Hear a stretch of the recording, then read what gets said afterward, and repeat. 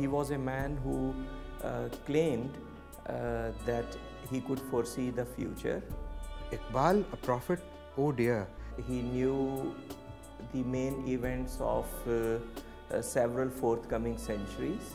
We have this unfortunate tendency, and let me begin by quoting this from Ghalib. And if Ghalib says ke beher agar beher na hota to bayaba hota, and somebody would go into kind of raptures over it and say that this really is talking about the way the crust of the earth was formed, and this is really geological theory. Of course, like any great poet, Ghalib had access to some sort of information which can now be read in scientific terms. Similarly with Iqbal. All this is documented. He wrote this to a friend in 1917, just 2 years after publishing his first important book, Asrar-e-Khudi. But to believe that Iqbal has a scientific method to him, and that he was talking about that all that is happening is prefigured here, Iqbal is not one of the apocalyptical books of the Bible. So now when you approach someone who thinks that he knows the main events of the next several centuries and why certain things will happen, what will be their purpose, whether or not you believe that person, you have to understand that he believed himself to be that. And it would be very wrong to read him not as a poet but as some kind of doomsday book or as a tarot pack of cards.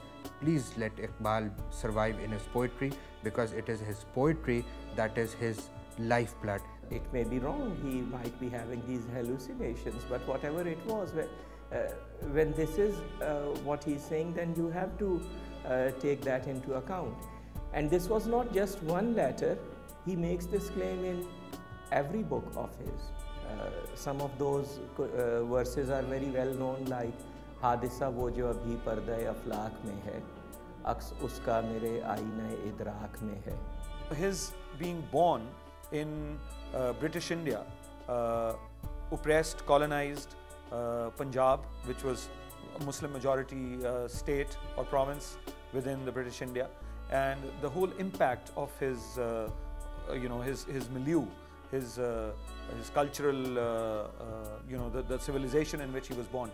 You must remember that Iqbal as a poet was ridiculed and rejected by some of the early progressives, and they would say that Iqbal was almost fascist in his attitudes. That had an impact on his political thinking.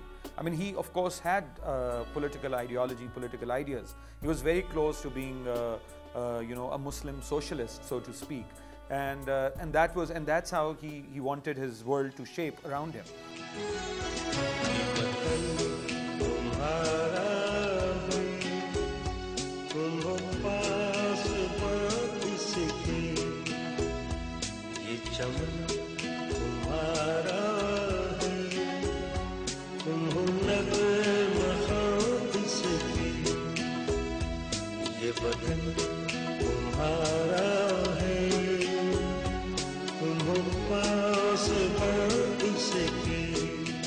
And it was later that some of the progressive poets and writers, Ali Sardar Jafri and Faiz, they rediscovered Iqbal and connected with him, because after all, the great progressive poets were also, in their own sense, children of Iqbal.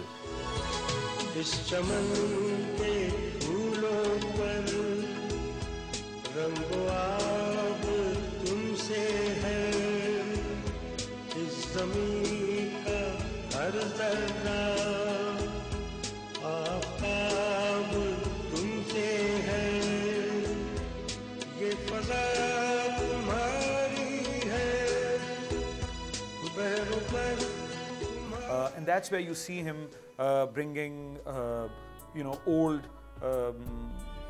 icons from Muslim history and asking people to rise up against the oppression of either the church. When he says church, it doesn't mean the Christian church, it means clergy.